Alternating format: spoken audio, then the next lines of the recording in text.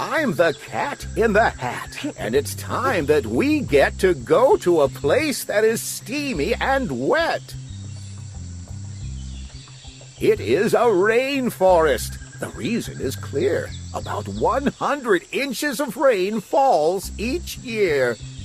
Down at the equator. I'll show it to you. Your mother won't mind very much if I do. Yeah. To a tropical rainforest, off we will go. There are 3 other kinds I think you should know. The seasonal kind has months that are dry. A cloud rainforest sits 3,000 feet high. A mangrove rainforest grows on the coast. Rain falls on the tropical rainforest most.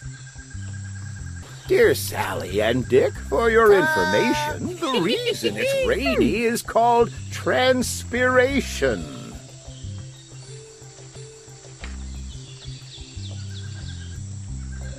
A rainforest has 4 floors, you might say. We'll visit each one, so please step this way. Emergence is the word that we use to call these trees that grow up 300 feet tall. They might be quite tall, but I'm here to report their roots don't go deep, but they still give support. Buttress roots grow above ground like a fan to keep trees from falling. That is nature's plan. Who makes their home here? Those who like heights best? An eagle named Harpy here makes her high nest. This gaggle of parrots of colorful hue are macaws of scarlet and yellow and blue. Now we will go down to floor 3, where lower treetops form the green canopy. It keeps rain and sun off the floors down below. It's also the place where the epiphytes grow. The canopy is the most crowded of spots. Here monkeys and tree frogs and birds can eat lots of fruits, nuts, and bugs, and the nectar of flowers. It is noisy around here, and it's busy all hours. Some animals here I have just found live their whole lives without touching the ground. The wet leaves are slippery, movement is tricky, and that's why their toes and their fingers are sticky. In the canopy, hark! The hummingbirds hum. Over 200 kinds, that is quite a large sum. The hummingbird sips at the nectar from blooms. From flower to flower, it flits and it zooms.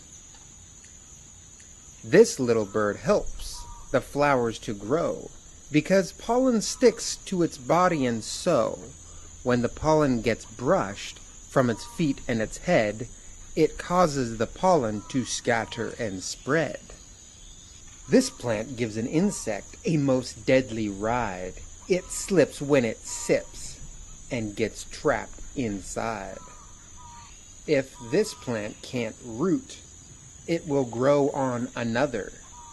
The vines twine and squeeze, and then finally smother.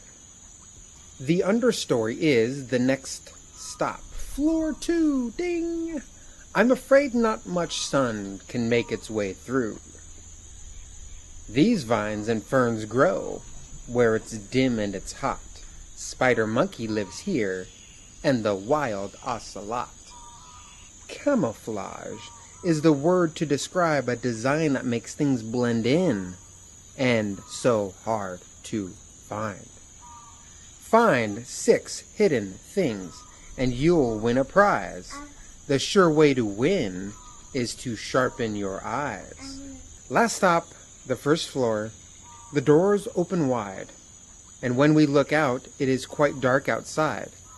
Is anyone home? At first you'd say not, There's mostly leaf litter, dead plants, and some rot. But jaguars prowl, snakes slink and they slither, insects and spiders creep yon and hither. Now look even closer, and you will find among the life here is our own humankind. For thousands of years they've lived here unharmed. They've hunted, and some of them even have farmed. They know where to find the food for a meal. They know which plants poison. They know which plants heal. You've seen all 4 floors. See if you can list them. These 4 floors make up a complete ecosystem. But something has happened within recent years, a thing that is going to drive me to tears. Millions of acres of land every year are cut down for reasons too long to list here. If I ran the rainforest, you know what I'd do? I'd make a few changes. That's just what I'd do. I'd say chop somewhere else, people. Leave us these trees. Don't cut them down.